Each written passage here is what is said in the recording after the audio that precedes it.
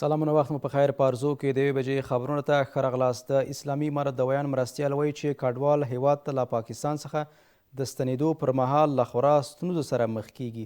حمدالله فطرت ټینګار کوي هغه کډوال چې د تورخم له لارې هیواد ته اوړي د فرضي کرښې غاړې په بیلابیلو پلمو افغانستان ته یې ستنېدل ځنډول کیږي.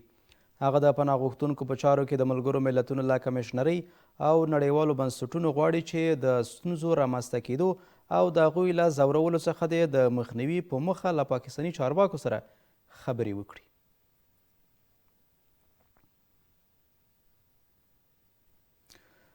د عامې روغتیا وزیر په افغانستان کې د یونیسف له استازي سره په لیدنه کې د روغتیايي خدماتو پر پراختیا او د روغتیايي نظام ښه والي لپاره د ګډو همکارۍ پر دوام ټینګار کړی دی. نور جلال جلالی په دغه لیدنه کې د روغتیايي نظام پیاوړتیا د اسلامي امارت له لومړیتوبونو بللې او د هیواد روغتیايي سکتور برخه کې د نړیوالو بنسټونو د همکارۍ غوښتنه کړې ده. د عامې روغتیا وزارت د خبرپاڼې له مخې په افغانستان کې د یونیسف استازي هم د مور او ماشوم د روغتیا واکسیناسیون تغذیې او د بیړنیو روغتیايي خدماتو برخه کې د دغه بنسټ د تخنیکي همکاریو له دوامه خبر ورکړی دی.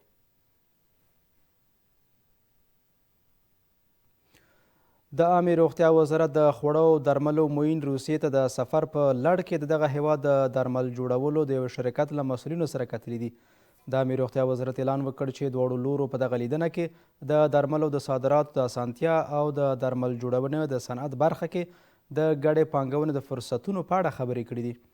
روسیې ته د اسلامي امارت د پلاوي د دغه سفر موخه د دواړو هیوادونو ترمنځ د اړیکو پیاوړتیا، د خوړو او درملو برخه کې د همکاریو پراختیا او د درملو د وارداتو په بهیر کې د اسانتیاو برابرول ویل شوي دي.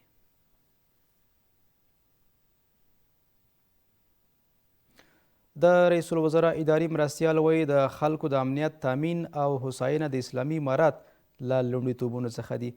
ارګ اعلان وکړ چې عبدالسلام حنفي د فراله والي سره په کتنه کې دغه راز د ځایي مسؤلینو له لوري د خلکو ستونزو ته پر رسېدنې او هغوی ته د خدماتو په وړاندې کولو ټینګار کړی دی. ښاغلي حنفي د شته امکاناتو په پام کې نیولو سره د فراه د اوسیدونکو غوښتنو ته د رسېدنې لپاره له لازمو اقداماتو هم ډاډ ورکړی دی.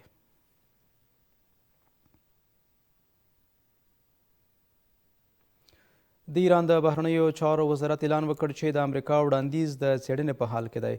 د دغه وزارت ویان وایي چې د امریکا طرحه لا هم تر څېړنې لاندې ده او تهران به تر جمعبندۍ وروسته پاکستاني لوري ته خپل لیدلوری وړاندې کړي.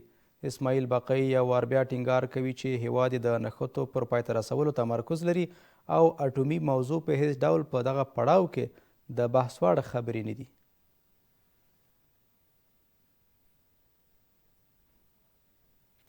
د دې ساعت خبرونه همدومره ول. ملتیا مو مننه. تر بیا ښې چارې.